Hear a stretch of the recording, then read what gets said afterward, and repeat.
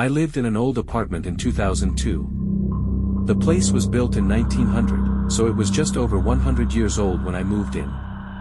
The living room and kitchen were fine, but the bathroom and bedroom were unnerving, like I just always felt like I was being watched, especially in the bedroom if the closet door was open. Those unnerving feelings just became moderately uncomfortable as I settled in. I felt safe in the bedroom, but only if the door was locked. One night I was dead asleep when there was a loud bang on my bedroom door. When I got up the courage to get out of bed, I checked the apartment and all the windows were closed and locked from the inside, the doors still had the chain secured, no one was in there. I mentioned the closet in the bedroom, I never liked going in there, and I never liked if the door was open. For some reason, in my head I would hear gasping noises. So for that reason, the closet stayed closed.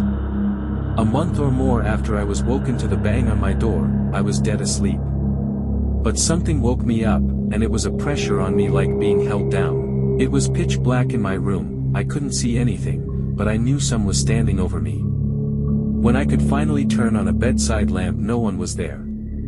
After then I couldn't sleep in the dark, I had to sleep with a lamp on. That incident scared the life out of me.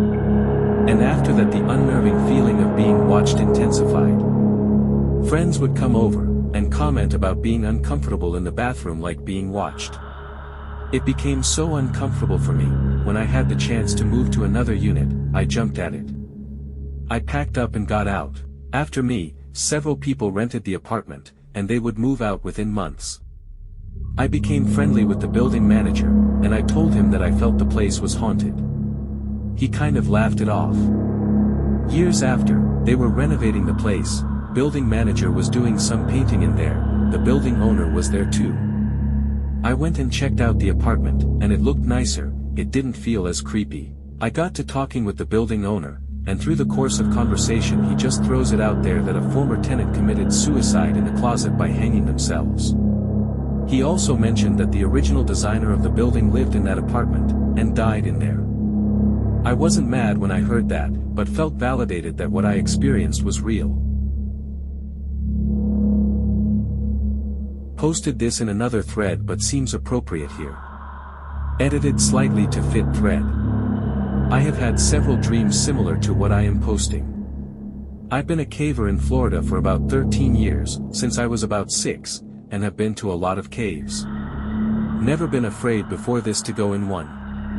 When I was about 7 or 8 years old, I started having this reoccurring dream. I would have it at least twice a year, always the same even though I would realize I was dreaming after the first few iterations.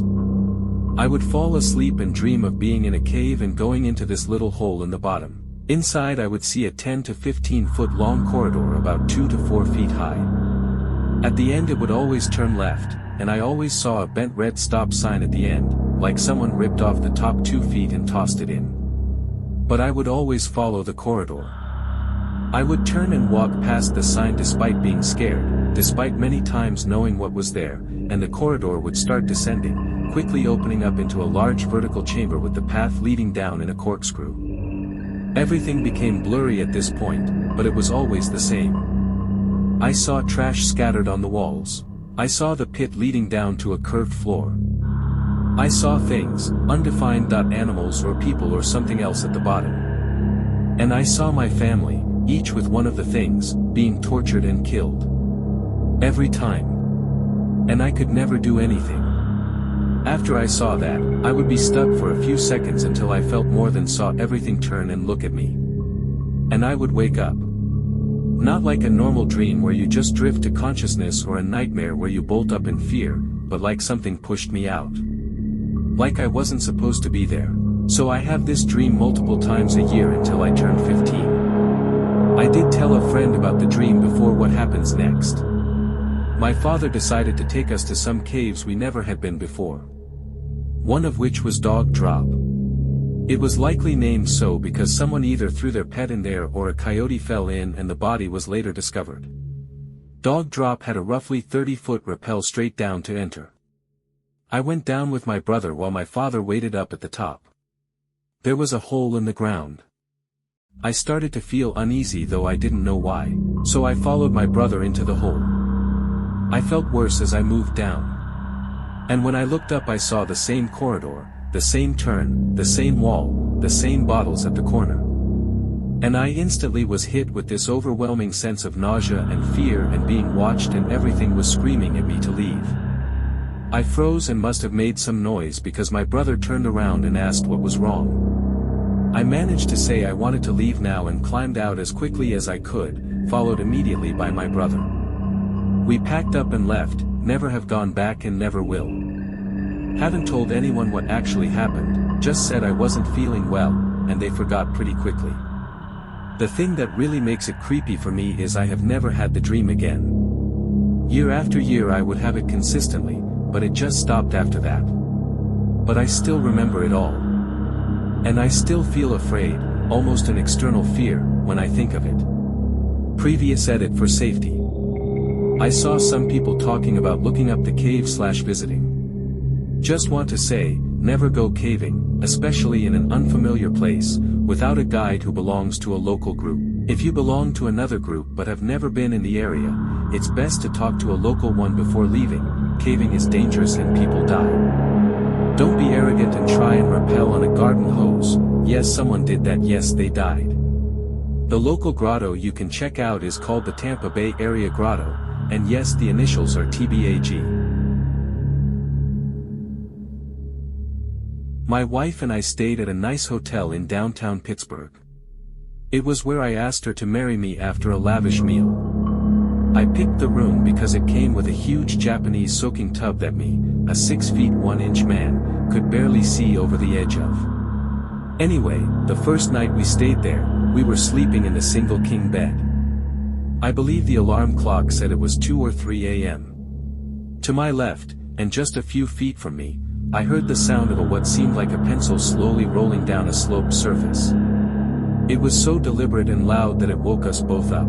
It was also so deliberate that, while my heart thumped in my chest from the sudden noise, I quickly convinced myself that it was a pencil sliding off the desk in our room, and I went back to sleep. The next morning, to my surprise, I found that A, there were no pencils in the room, and B, there was no desk. It was my first night in the room, so I assumed that it, like other hotels, had a place to sit and write. Well, that was not the case. The only thing I could find to write with were ballpoint pens with their caps on. They wouldn't make that distinctive, loud noise that a ridged, wooden pencil makes as it rolls. Furthermore, there was no sloped surface in the room for anything to suddenly roll off of in the middle of the night/morning. The whole thing was weird enough for us to talk about it that morning. I do not believe in ghosts, but to be honest, I'd love to encounter something unexplained. I entertained the idea of a ghost pencil, but knew in my head it had an explanation grounded in reality. But that's not all that happened. That night we were both in the soaking tub. The water was up to my chin. It was great. We were in the middle of February, a cold and miserable month in Pittsburgh. We were sloshing around in the tub having a blast, pretending we were rich. And then, from the other room, we heard the buzzing of an old microphone hooked up to a PA system. Basically, that sound of feedback that precedes an announcement. The whole room filled with the buzzing sound of microphone feedback. Our hearts thumped in our chests yet again. And then we both practically jumped out of our own skins. We heard the distinctive sound of someone blowing into a microphone to test it. Hoof hoof. You could see it in your head, it was so distinctive, just like the pencil. My heart went from thumping wildly to thrumming like a hummingbird's. Naked, I leapt from the tub and threw a towel around myself. That was a man blowing into a microphone, I said. My wife stayed in the tub, scared and quiet. I searched our room and did not find a speaker, or any kind of speaker grill embedded into a wall or the ceiling. We could not for the life of us find a potential source for the sound other than an iHome speaker that was already playing music from my iPhone. So that was our story. We still had one more night. We were exhilarated by our engagement and the ghosts that haunted the hotel. A week later I had the thought to email the hotel. I asked them about their building. Pittsburgh is an old town. And downtown Pittsburgh is a very, very old town. They got back to me and explained, as my jaw dropped, that they used to be an old telephone factory. I don't know why I found meaning in that explanation or why it made everything click so well. But my thoughts immediately went to the sounds of a factory, the PA system, the drafting table. All relics from another time in that building's life. Alt account because this is still a story that I don't want associated with my main account. It's not as spooky as some other stories on here I guess, but my so and I are still a bit bewildered by it. It's been years and we still wonder about it occasionally. There's no explanation other than some weird supernatural connection or just a really big fucking coincidence. For about 10 years now, my Nana has been living in a nursing home. She had a stroke and mentally she is not all there. She still recognizes us when we visit and gets happy to see us, but she often talks gibberish, thinking she is in a distant memory in the past. It makes me sad because she and I always had a very close connection growing up. My parents both worked a lot and she would stay with me. She used to know when I was lying, she could always sense when I was sick, even when she wasn't over, and she and I are eerily similar both in personality and looks. There are pictures of her when she was 21 and it could be me in the picture. We were very close growing up and I love her dearly. I introduced her to my now husband when we started dating in college. He is from a different country than I am and I live in his country. So we had been dating a few years when my visa was going to expire. In order for us to live in one place, we decided to get married. However, we were still young, fresh out of university and decided to just elope. We decided to get officially married at a courthouse while announcing our engagement and then having a wedding a few years later. Official documents and wedding ceremonies are separated in my husband's country anyways. No one knew of our plan. We were, and are still, stupidly in love and thrilled to have such a crazy secret between us two. In hindsight, it was stupid and no one would have judged us, especially considering we are still happily together years later, but we still decided to hide it because we were stupid kids. So we flew to visit my parents in my home country and announce our engagement, and my dad picked us up from the airport. We were chatting in the car, when he tells us that my Nana was freaking out while he visited her the other day. The day we decided to elope. Why was she freaking out? She announced to my whole family that she saw in her dreams that I had eloped and was now married. They dismissed her because they didn't expect that at all. She kept insisting and was incredibly lucid about it. She raised her voice, which she hadn't done since before the stroke.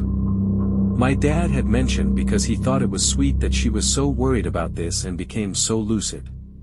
My husband and I just got silent in the car and I went cold. We don't know how she knew that or if it was just coincidence.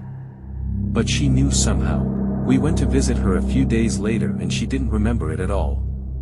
She was thrilled we were engaged. We are happily married now and had our wedding and stuff, and no one ever found out we had eloped before the wedding day, except my Nana apparently. I posted this in a thread a while ago but gonna do it again because it applies here. When I was in high school my uncle would throw me a couple bucks to help babysit his kids with my aunt. They lived in a 2-story house by the water, nice area. The kids were about 3 and 6. One day I was sitting in their den on my phone when I started to hear a baby crying. Thinking it was the 3-year-old, I headed to the bottom of the stairs to check and see if my aunt was up there dealing with it. I called for her a couple times with no response. The baby kept crying. I called for her one more time, and when I got no response I started walking up the stairs. Then I heard my cousins and aunt playing outside. All the hairs on my body stood up and I literally felt a chill run down my spine. I quietly turned around, walked down the stairs, got in my car and drove away. The baby was still crying when I closed the door behind me. A few years later I was drunk at a family party and told my uncle the story. He told me that he and his wife used to hear the baby too, and apparently the previous owners had a kid die of SIDS in that room upstairs. He's uber Catholic and had a mass said for the baby. He said after that it never happened again. Still gives me the willies when I talk about it though.